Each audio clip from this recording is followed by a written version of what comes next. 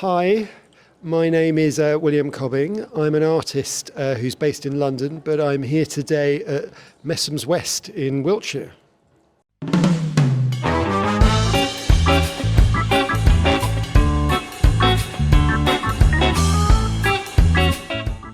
Could you talk about your works in the exhibition Of the Earth? So the work I'm showing here is kind of a tour of a solo exhibition I did called Social Substance, which was at Airspace Gallery in Stoke-on-Trent. I arranged for the work to be reinstalled here as part of this wonderful group exhibition. How do literary or mythical references shape your work? The myth of Sisyphus, for instance? Yes, Sisyphus has for a long time been really important to me. I suppose the idea of continuous process, the idea of making and remaking rather than actually reaching a kind of final definitive conclusion or a final form. So I suppose with Sisyphus it's about the process. And in a way that has become important to me in the sense of what's happening with all these works in the space, and what I do is that there's this constant forming and reshaping, and the idea that the work is constantly mutable, it's constantly going through a process of metamorphosis. Do these references influence the performative and haptic aspects of your work? In that sense, what you then think about is the materiality of the clay. Rather than, say, a finished ceramic sculpture, it's sort of giving a lot of attention and agency to the material in itself. So in a way, what's happening is sometimes, I guess, with sculptural work or just generally the work of an artist, is the idea of kind of supremacy over the material. What I try and do, and thinking of something like Sisyphus, is the idea of the material is as important, or it can tell us stuff. It can, it really has its own agency. And I suppose thinking of also other things like, say, the Gutai group in Japan, thinking about performances like Challenging Mud, the idea of kind of a really profound respect for material as well.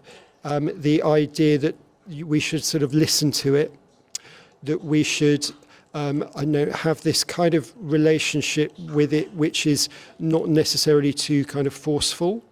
We're kind of having a conversation or a dialogue with it. There's a really nice thing I was reading about recently about the idea of teaching material to talk, or teaching clay to talk. And that also sort of involves listening as well. How do you respond to time as a social and anthropological construct?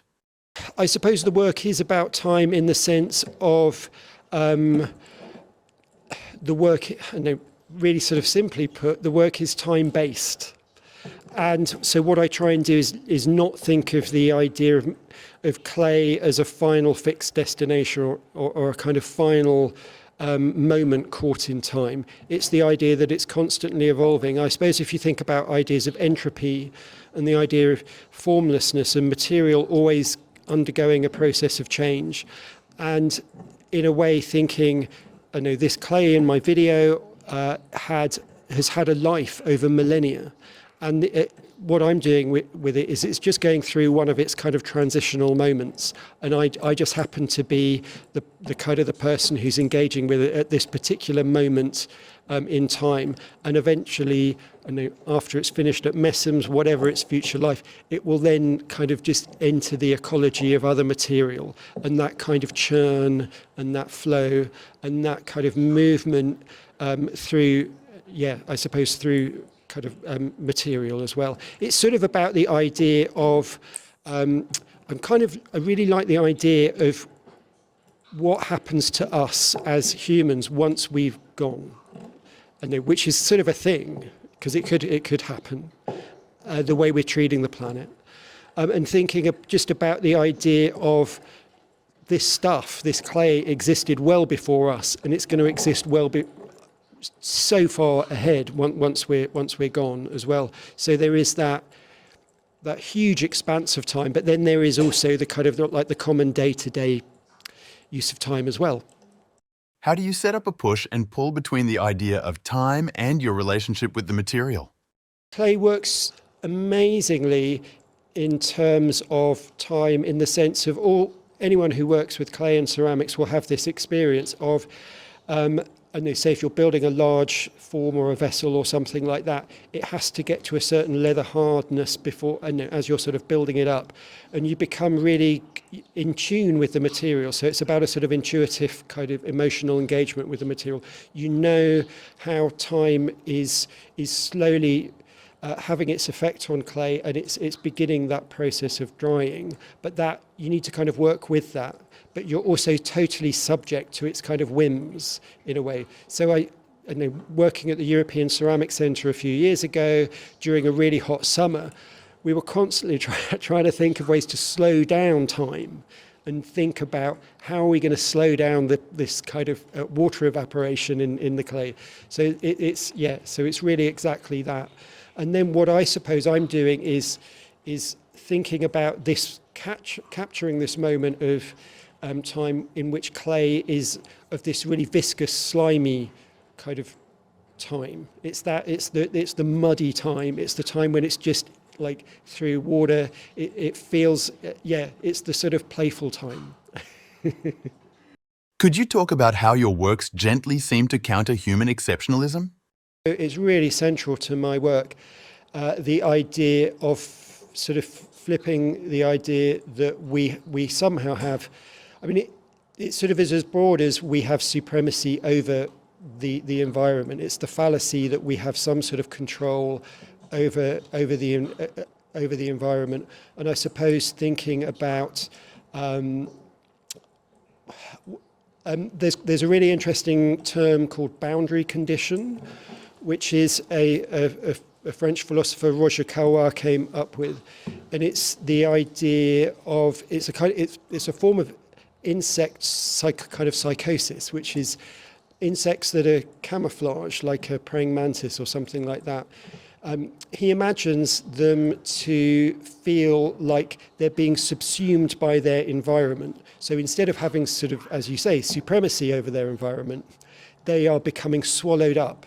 And again, thinking about this idea of clay, by adding these clay extensions to the body, what we're doing is, in terms of this boundary condition, is we're, I know, blending our body in literally with the environment. So what the clay does is it provides a sort of a sticky surface. So if I then was to touch a wall or a floor or the ground or another person, I become part of them, I become part of the ground, I become part of the environment.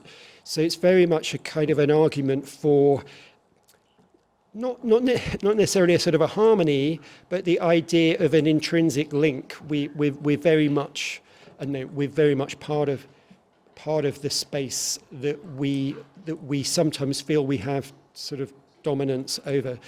And it's not necessarily, it's not so apparent in these, it's a series of tiles I've been making, and I've kind of carved out these figures, but in terms of boundary condition, they're becoming part of the ground. They're becoming part of the environment. So again, it means that there's less of a sense of autonomy as a sort of a kind of a person.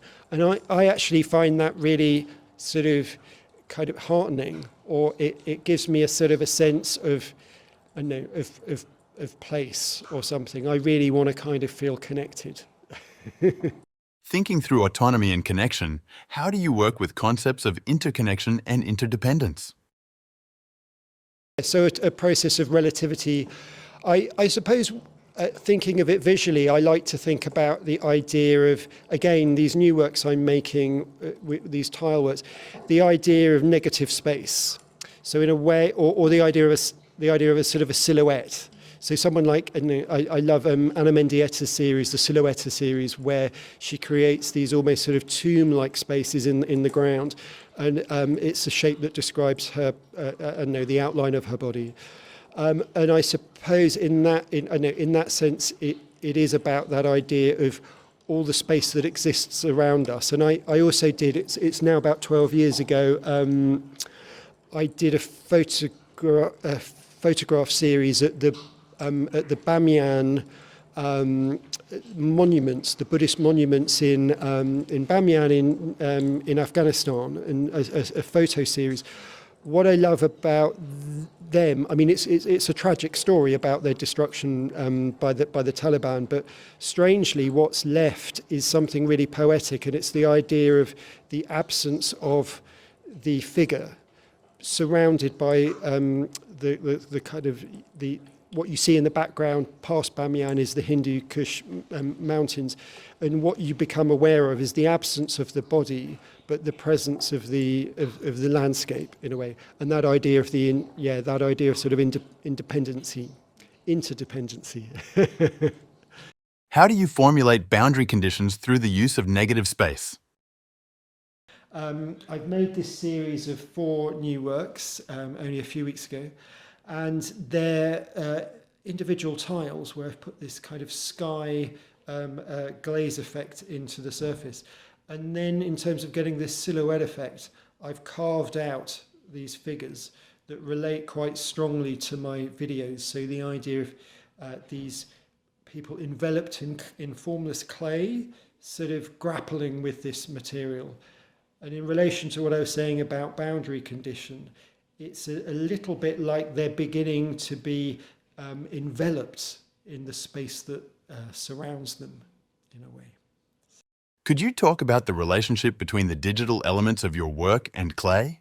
All the things like kind of a lithium in a phone battery, or all of the materials that are part of former TV screen or something like that, are all kind of mined, and they're ancient materials in the same way that clay is. I guess what I'm trying to do with the video and the clay is side by side, is almost kind of investigate this dichotomy, the idea of our screens, our mobile phone screens, the TV screen, are taking us away from kind of material touch, I suppose. And what I'm wanting to do is sort of throw clay back into into the world again, but via someone's phone. But so you get it in pixels, you get it in 4K pixels, and you get a sort of digitized sound, which then comes through as a sort of ASMR. Could you expand on your relationship with ASMR? It's sort of come into my kind of ideas. ASMR is particularly since I've been putting my works on Instagram, and then thinking about particular sounds that really bring us back to haptics and contact with material. So it's very much, instead of these sounds being vocalized, there's the sticky sound of the kind of wet clay being manipulated. And then thinking about how that effectively gets digitized. And it's also quite a sort of desirable sound, so it's quite sort of seductive maybe, but then for some people it might be really gross.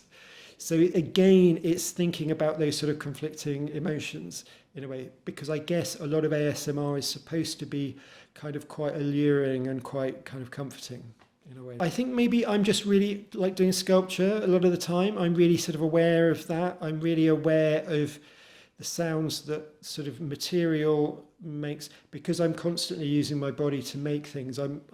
Maybe I'm sort of hyper aware of that, perhaps. Most internet-based technology is about acceleration. The ASMR movement became a subversion of that speed while residing within the digital environment. Your thoughts? I guess in my relation to that is, I guess that's maybe why I sort of go for ASMR.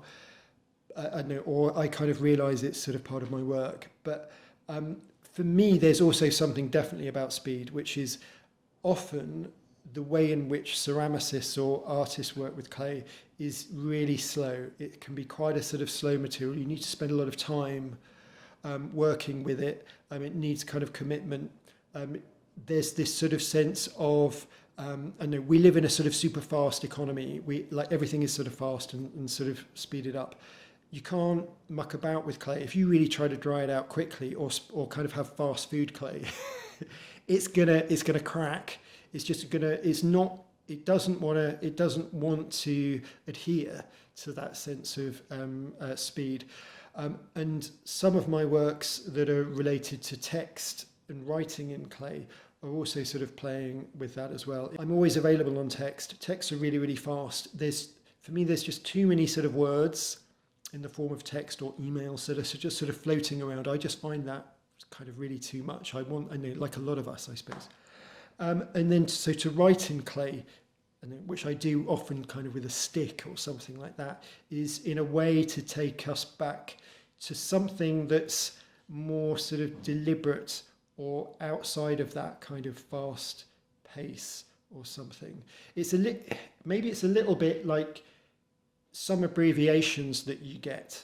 It's a bit like, what are you going to do with the time that you've saved with all these abbreviated words? What's going to, oh yeah, I'm going to spend that next 3 seconds scrolling, I don't know, doom scrolling, and then reading about the atrocities in the world or something, or like a cat video on Instagram, or I don't know, whatever we do. And I'm sort of really aware, I quite like the fact that my clay is part of this scrolling. Is like you'll be seeing that, and then I think sometimes it provides kind of a strange disruption, maybe, to that, or that's my sort of hope, maybe.